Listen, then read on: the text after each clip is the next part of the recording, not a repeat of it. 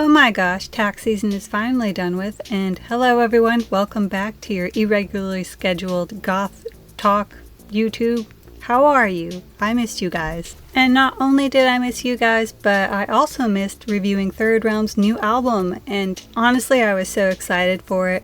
Her Name is Melancholia released not too long ago. I did mean to record this last month. It's been about 2 months since it came out, but I really love it. Third Realm, for those of you who don't know, is a darkwave EBM electro-industrial project by Nathan Reiner. And if you've gone to a goth or industrial night, I can guarantee that you have heard Third Realm's music before. He is a very versatile artist who transcends genres and uses morose and vampiric themes in his work, really just perfect for any goth dance party. I have been a casual listener for many years now, since about 2008. And I've really been rediscovering my love of EBM goth lately, and it was very popular around that time. So for me, this album just came out at such a nostalgic time. Hello, I'm Miko, and welcome to my channel where I talk about gothy things and just things I like. And I hope that you will consider liking and subscribing, because I think that just this year really we've had so many cool bands that have come by already, and there's only more to come. Like Dark Force Fest is in May, and I'm so excited. I really hope that I can vlog some good stuff. So if you're interested, I hope that you'll come along for the ride with me. I think it'll be a lot of fun. But for now, let's cover this album. And I really love this album. Her Name is Melancholia, I think, represents the vast range of genres Third Realm covers, while also remaining very cohesive. The stage is set by a soft and sad introduction filled with spooky synth accents and haunting lyrics. It is the story of the lost Ava, whose eulogy is sung by a deep and somber voice which just melts so perfectly into the music. But do not mourn long, dear listener, for the beat quickly picks up with doom and gloom. The soft singing turns into hurried chanting as we listen to the lyrics of Twisted Love. A thrilling romance is a wonderful draw into the album, and so very goth. With high synth accents and the standard EBM styled beats, this song feels somewhat safe in style, very aligned with the current style of darkwave, but it definitely doesn't feel boring. The high BPM and interesting story made me listen to this song a few times, just to listen closely enough to see the genius behind the lyrics. Plus, I just didn't really want to miss out on any details. And when it comes to the details, I think that the devil is in the details when it comes to this next song titled Graveyard Serenade. We continue with a similar pace and same style chants as the song goes on. Using more synth strums and plucky strings in the background, it provides just enough difference to the previous track to create some more interest despite the similarities. I also enjoyed the extra depth added to the voice by adding deeper backing vocals. It evoked the sound of a ghost singing as it walks through the graveyard, especially during the parts where the chanting ceases and we are gifted with a haunting song. I do enjoy the ghostly tale that has been spun for us so far. The lyrics, "You drink to life, I drink to death," which are repeated and thus emphasized, show the difference between the narrator and Ava's perspective. It's a very clever way to set up a tale of life and death and the grief that comes along with it. But my favorite song comes up next. From here we get into slightly heavier industrial styled beats, but keeping an echoed voice. I do love how consistent this album is, yet changing one thing every time to create enough difference to make it interesting. I think that although the lyrics and the story are very good, I might have gotten bored otherwise. But this time the lyrics are much deeper, more synths are used, and thus a guitar riff is added into the darkness. So spooky.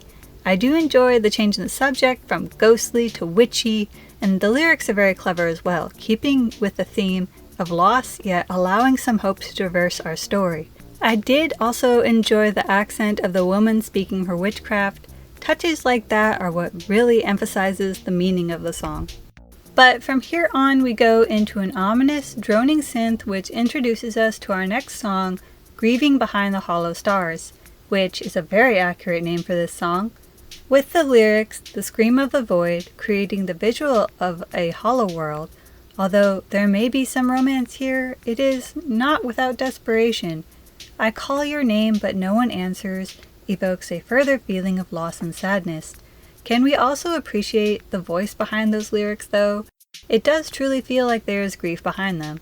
The accents of the higher synth and guitar creates the strength of emotion behind the lyrics. Despite sadness, there's strength behind it. This would be a really fun song to dance with at the midnight hour, perhaps at a masquerade, and I want to go to a midnight masquerade, but I must settle for listening to the song instead. This song is a lovely segue from the last. Two hearts dance, yet one disintegrates and leaves their partner to dance alone. The song's eerie synth, which has been present this whole album, is finally joined by its own dance with a more twangy synth.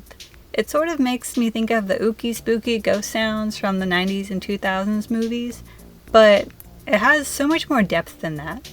Alongside the harsh twangs, a deep voice shines through to sing us a remorseful tale. But I was very interested when I heard some of Third Realm's signature distorted chanting in the lyrics. You tell me that I can't stop living, which was another amazing way to evoke the bitterness behind loss. Yet I think it was a very interesting way to break up the repetitiveness of the song, and it is very beautiful. As one descends into depression, reality can often become warped, and I love the change that Third Realm uses to show this in the song titled Warped Reality. Drawing from the electro-industrial side of his music, we are treated to some heavy drums, clashing together with a warped voice. The synth takes the back seat here as more drums join the mix. It creates a feeling of oppressive beats which contrasts greatly with the previous songs. As the synth slowly comes in to bring forth the haunting sounds, it is a wonderful build-up to the voice who comes from the beyond to tell us when the reality warps around. This kind of stuff is what makes me really love Third Realm's music, as he can always throw in just a banger. Literally, the drums on this song just bang all the time. It's great, I love it.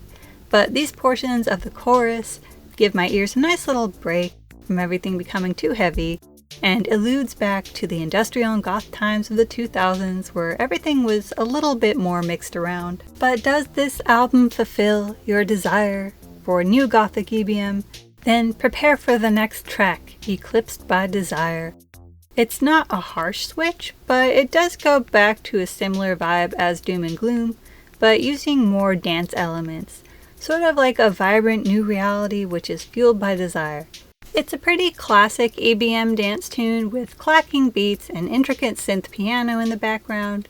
This whole album is filled with occult elements, and we finally get that ghostly woman's voice back to treat us again. It's pretty refreshing as a way to end this album's tale. But that is not all. This album has a little treat for us. Diabolic Crush is one of Third Realm's most popular songs, and we finally get a rework of it. I did love hearing the changes he has made to it, although I do love the stripped down feeling of the original song with its more emphasis on his voice. This new version shows more emotion and reality kind of behind it. It adds some more deep synth and detailed drum beats, and it keeps the same pace but allows for more experimentation, and it brings to light elements of the old version that were harder to hear before. A deep voice is placed in the mix alongside the new backing vocals, and it has a little bit more echo for emphasis. I think that the original version was a little more sultry, just in my opinion, so this deep voice added some of that back into the mix. There's also the use of the fade in and outs in the music, although the drums remain pretty consistent. And I think it's really interesting. It's definitely more detailed and, a lot of that's a lot more obvious. So I encourage you to listen to the two tracks, one after the other, for yourself, and I think it's a pretty solid rework. Although I do prefer the original simply due to my own biases, I can appreciate the extra effort that went into the new Crush. And with that, we get into our outro, Fade Retro Satana. Now this feels like something out of a horror movie. Like the heroine was entering a haunted church, and have I mentioned how much I love the deep voice yet? I love it. I think that it's a somber and beautiful end to the album, and it wouldn't be an occult style goth album without some Latin lyrics and shrill echoes, would it? So in conclusion, this is a solid album if you want something a little more mellow in your playlist. It is a work that shows the skills of Third Realm in portraying tough emotions like grief and loss, but not making it too overwhelming. I did enjoy the sounds he used, although they were a little repetitive as they went from song to song, I would have enjoyed maybe one or two more harsher songs to just change it up a little bit, but there was also that sort of devil is in the details thing where if you listen closely, there were differences. It's an album that takes a long car ride or a sit down with a cup of tea to really appreciate, and as I have a big old mug of tea right now, I am very much appreciating the experience of listening to this album. I also just love the little gift of the rework. It is so interesting seeing how artist styles change, and I've heard artists say that they always listen to their songs and think of what they could change, so it's nice to hear what someone would do when they make a change to their most popular song of all things. So overall, I'd give this album a 4.5 out of 5 stars. It's very nearly a 5-star for me. Honestly, I just love some haunting drones, but I think that we could have just used a little bit more variety. What did you guys think? Leave your honest opinions in the comments below, and have a nice day.